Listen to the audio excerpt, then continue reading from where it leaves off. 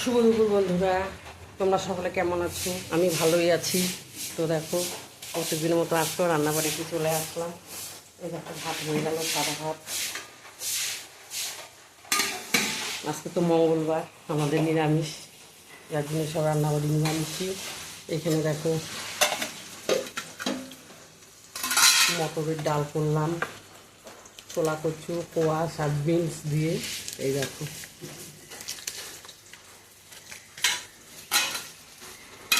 আর এখানে করলাম তোমার বরবটি ভাজা, আর এখানে তোমার বড়ি ভেজে রাখছি। এখানে বেগুন, কালো জিরা, লঙ্কা ফোড়ন দিয়ে ভেজে ভাজা হয়েই আসছে। এখানে এর মধ্যে দেখো লাল শাক দিয়ে দিব, লাল শাক দিয়ে বেগুন দিয়ে বড়ি দিয়ে ভাজা করবো। ভাজা করলেই খাওয়া দাওয়া শুরু করে দেবো। আজকে এই দিয়েই আমরা খাওয়া দাওয়া করব।